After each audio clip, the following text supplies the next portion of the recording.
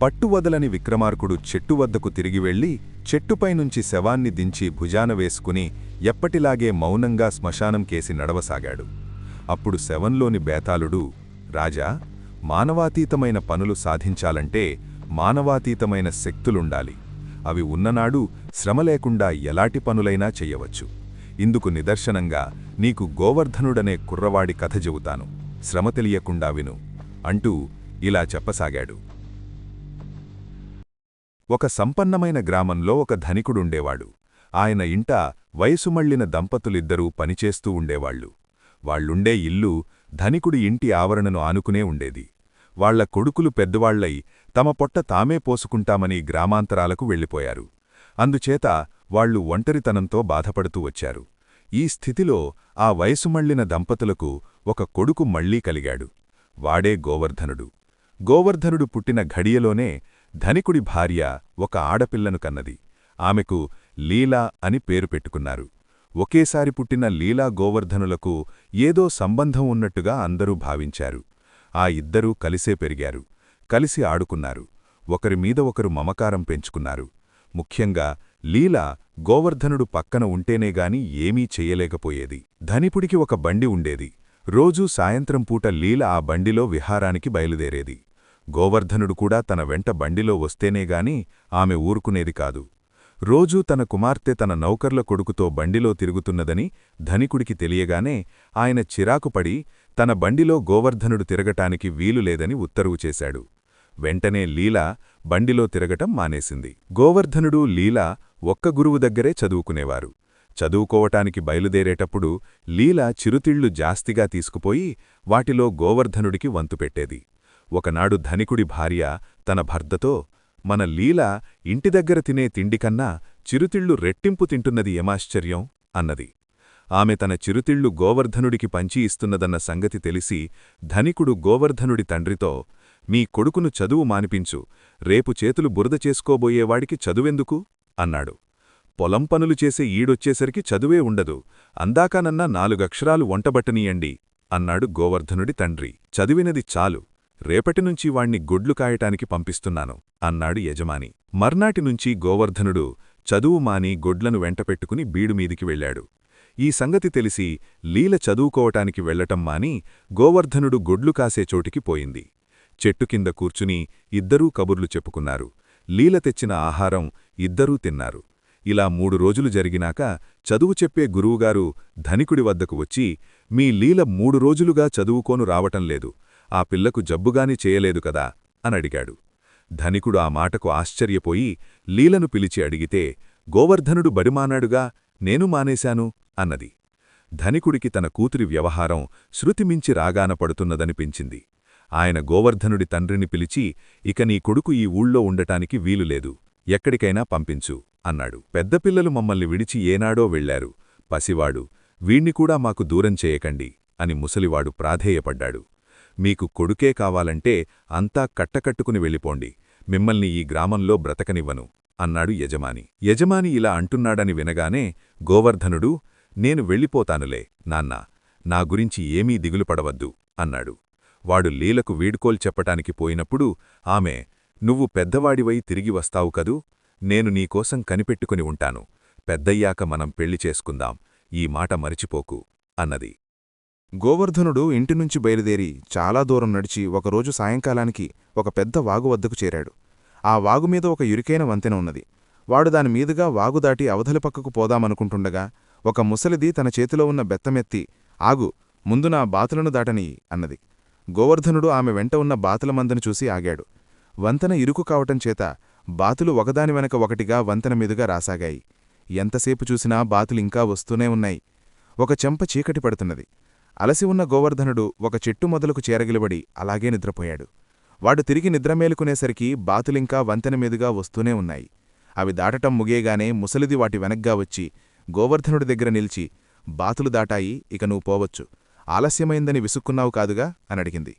నాకు మించిపోయే పనేమీ లేదు, బతుకుతెరువు వెతుక్కుంటూ పోతున్నాను అన్నాడు గోవర్ధనుడు.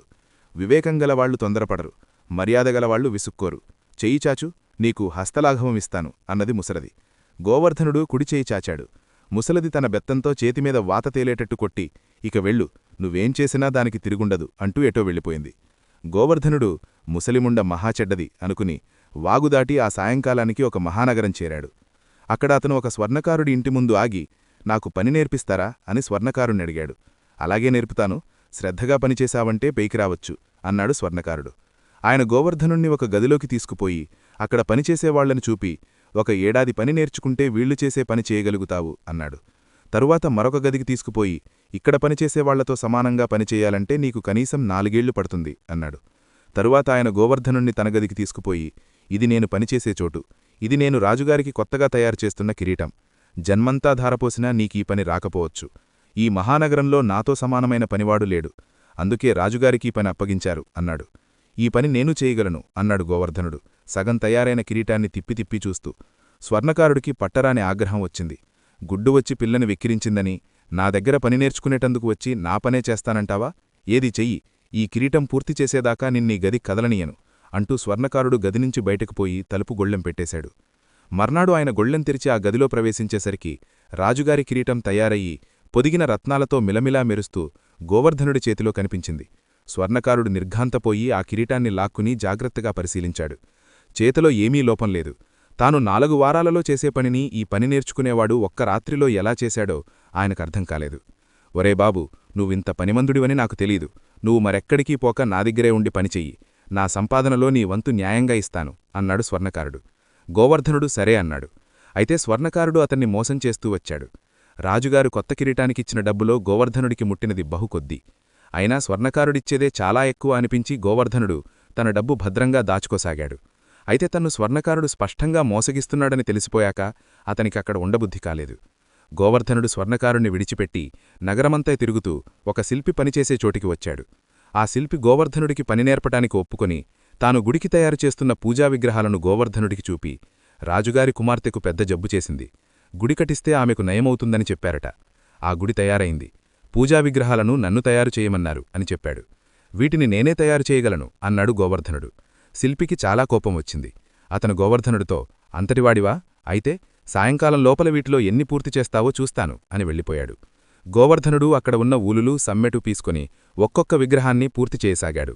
అకస్మాత్తుగా అతను పూర్తిచేసిన దేవి విగ్రహం నోరు తెరిచి, నాయనా, నువ్వు సిద్ధహస్తుడివి, నీ ఉలితో చచ్చినవాళ్లకు ఘాటు పెడితే వాళ్లు తిరిగి బతుకుతారని నీకు వరమిస్తున్నాను అని మళ్లీ విగ్రహంలాగా అయిపోయింది. సాయంకాలం శిల్పి వచ్చి చూసేసరికి విగ్రహాలన్నీ జీవంతో తునికిసలాడుతూ తయారై ఉన్నాయి.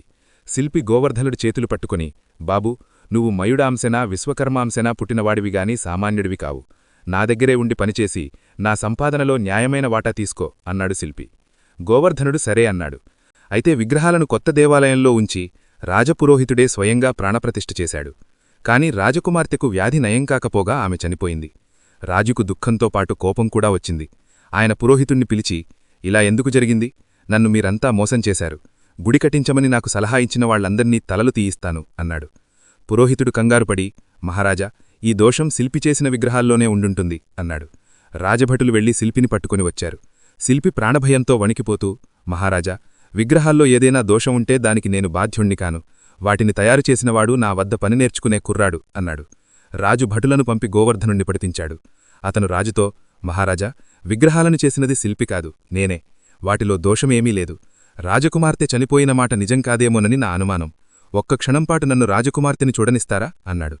అందువల్ల నష్టం లేదనుకుని రాజు గోవర్ధనుణ్ణి రాజకుమార్తె శవం ఉన్న గదిలో పంపాడు. గోవర్ధనుడు అక్కడ ఉన్నవారందరినీ బయటకు పంపి రాజకుమార్తె కాలిమీద గోవర్ధనుడు తన ఉలితో చిన్న ఘాటు పెట్టాడు. వెంటనే రాజకుమార్తె ప్రాణం వచ్చి లేచి గోవర్ధనుడి వెంట తన తండ్రి ఉన్న చోటికి వచ్చేసింది. రాజు గోవర్ధనుణ్ణి కౌగిలించుకుని ఆనందబాష్పాలు రాల్చాడు. ఆయన అతనికి అంతులేని బహుమతులిచ్చి సన్మానించాడు. ఇప్పుడు గోవర్ధనుడు గొప్ప సంపన్నుడు. నగరంలో ఉన్న కాలంలో అతను పెరిగి యువత వయస్కుడు కూడా అయ్యాడు. అతనికిప్పుడు తన గ్రామానికి తిరిగిపోయి లీలను పెళ్లాడి సుఖంగా ఉండాలన్న కోరిక కలిగింది. రాజుగారు తనకు బహుమానంగా ఇచ్చిన ధనమంతా గుర్రం మీద వేసుకుని గ్రామానికి బయలుదేరాడు. అతను గ్రామాన్ని చేరవస్తుండగా చెట్ల మధ్య ఒక తెల్లని కట్టడం కనిపించింది. దాని 4 పక్కలలోనూ ఒక్క ద్వారం కూడా లేదు. అది పూర్వం ఉన్నది కాదు.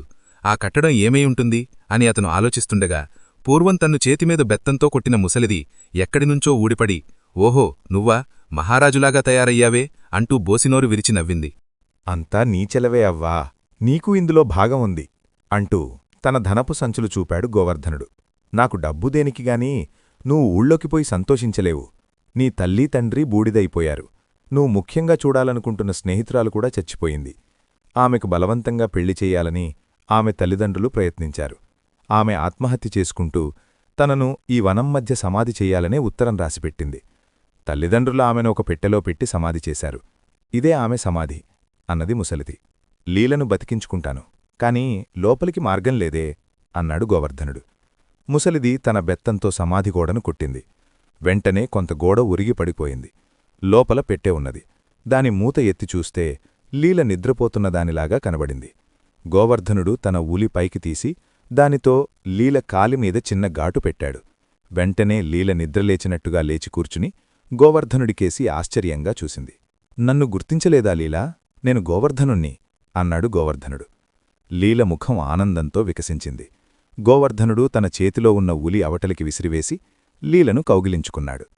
నువ్వు తిరిగి వస్తావని నాకు తెలుసు. మా అమ్మా నాన్న నాకు బలవంతంగా పెళ్లి చేయాలనుకున్నారు. అందుచేత ప్రాణం పోయినట్టు కనిపించే ఒక ఔషధం తాగి నన్ను భద్రంగా సమాధి చేయడానికి ఏర్పాటు చేసుకున్నాను. నేను నిజంగా చావలేదు అన్నది లీల. ఇద్దరూ కలిసి సమాధి దాటి ఇవతలికొచ్చారు. నువ్వు బతికే ఉన్నావంటే మీ అమ్మా నాన్న సంతోషిస్తారు. మీ ఇంటికి పోదాం పదా అన్నాడు గోవర్ధనుడు. నేను మా ఇంటికి మరి రాను. మనం ఇంకెక్కడికైనా పోయి సుఖంగా బతుకుదాం పదా అన్నది లీల. అన్నట్టు నా ఉలి సమాధిలోనే ఉండిపోయింది, తీసుకువస్తాను అంటూ గోవర్ధనుడు సమాధిని సమీపించాడు. కాని పడిపోయిన సమాధి గోడ తిరిగి నిలిచినట్టున్నది. లోపలికి దారి కనిపించలేదు. ముసలిదాని జాడ కూడా తెలియలేదు. ఇక ఆ ఉలి తనకు ప్రాప్తం లేదనుకుని లీలను కూడా తన గుర్రం మీదెక్కించుకుని గోవర్ధనుడు నగరానికే తిరిగిపోయి అక్కడ సుఖంగా జీవించాడు. బేతాళుడు ఈ కథ చెప్పి, రాజా, లీల తిరిగి బతికినాక తన తల్లిదండ్రులను చూడనని ఎందుకు పట్టుపడింది? దీనికి సమాధానం తెలిసికూడా చెప్పకపోయావో నీ తల పగిలిపోతుంది అన్నాడు. దానికి విక్రమార్కుడు, లీల చాలా పట్టుదలగలదని తెలుస్తూనే ఉన్నది. అందుకే ఆమె తండ్రిని వ్యతిరేకించి చిన్నతనం నుంచి కూడా గోవర్ధనుడి జీవితాన్ని పంచుకుంటూ వచ్చింది. అతన్ని పెళ్లాడాలన్న పట్టుదలతోనే తాను ఆత్మహత్య చేసుకున్నట్టు నటించి తన తల్లిదండ్రులకు గర్వశోకం కలిగించటానికి నిశ్చయించుకున్నది. ఇప్పుడు గోవర్ధనుడు తమకన్నా సంపన్నుడు గనక ఆమె పెళ్లికి సంతోషంగా ఒప్పుకుంటారు. కాని వారి ఆమోదం లీలకు అవసరం లేదు. వారి గర్వశోకాన్ని పోగొట్టి సంతోషపెట్టాలన్న భావం ఆమెకు తిరిగిరాదు. అందుచేతనే ఆమె తన ఇంటికి వెళ్ల నిరాకరించింది అన్నాడు విక్రమార్కుడు.